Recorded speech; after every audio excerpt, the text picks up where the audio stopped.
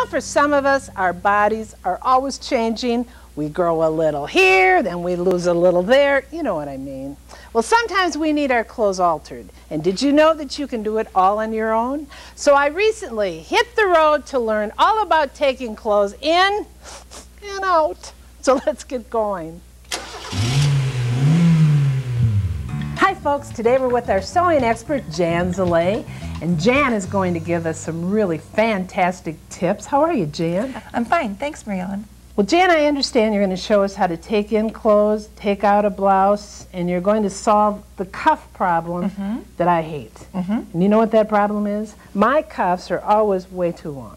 And I really don't like them buttoned around my wrist that much because I'm always using my arms and they kind of get in my way. So I like them rolled up, but then they always fall down. That's right. So how are we going to solve that problem? Okay. First thing you're going to do is cut off the cuff. This one's been cut off already, and you cut it just as close as you can to the folded edge. All right. Okay.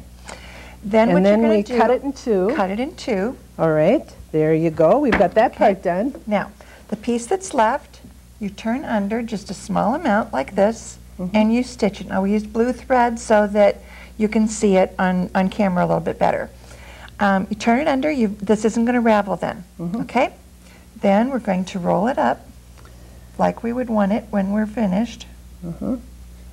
And we would take the tab piece like that, put it part with the buttonhole, put it underneath there, and pin it in place. Boy, that's really clever using the cuff. And then we take that over to the machine and we stitch across the tab so that the tab is held in place. Okay? Then you fold it up the rest of the way. Get that pin out of there. Fold it up the rest of the way. Fold up the tab. Wow. And then mark the place for your button with your water-soluble marker. And then the button comes from the other half of the cuff. Bravo right to Jan. Am I correct? Well, that's really great because these would be tough to make. You need a buttonhole? Yep, and all you need is the cuff. what people Okay, here's one. Okay. This happens to me a lot and maybe to a lot of you out there listening. This shirt is too small. It's too tight, you know where. Right. So what do I do? Okay. Well, with this one, this was a great blouse to work with because I had the fabric that I made the skirt out of. Okay? Right. So we take the fabric and we make a little folded over piece. We lay that right here on the shirt. Okay. And then we're going to stitch it. I think I got it. So then you stitch completely to... You go all the way to the bottom. We're just going to take it part way so that you can see what we're doing. All right. Cool. Like that. Okay, then you go all the way to the bottom. Go all the way to the bottom.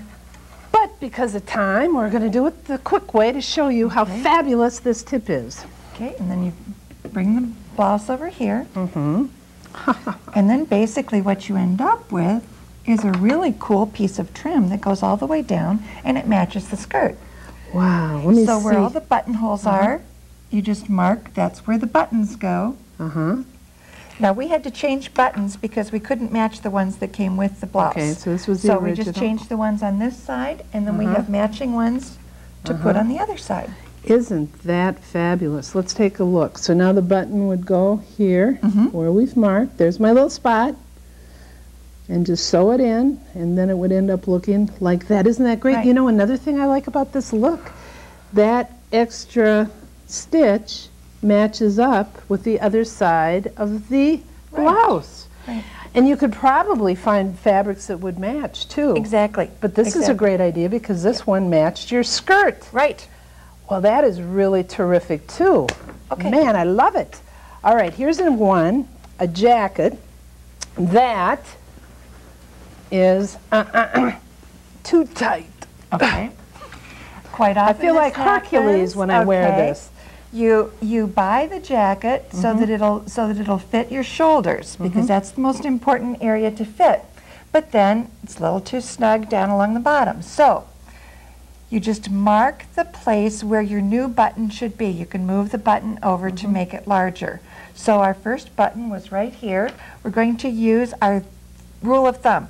Our Okay? rule of thumb. Okay, we're going to move the fabric open, and we're going to measure with our thumb. Okay. So how long is that? roughly? From my knuckle to the end of my thumbnail is about 1.5 inches. And I got smaller hands, and mine's about 1.5 inches too. So yours probably is also. So we move the button over, and then that's the distance that we would move the other 2 buttons. Now this one probably isn't too hard to measure because you can measure from either side. But this is the one that's going to be a problem because it's an offset button. So moving that over exactly 1.5 inches, it's going to line up just the way it did before. And don't worry about this other buttonhole because nobody's going to see that it's there. Well, now I can go out and have that dessert I want to have today because I can just move my buttons. Right. Right. Thanks a lot, Jan. You're welcome. I really appreciate it. They were fabulous tips. Thanks, Mary Ellen. Now stay tuned, folks, because coming up we've got more great tips. We'll be right back.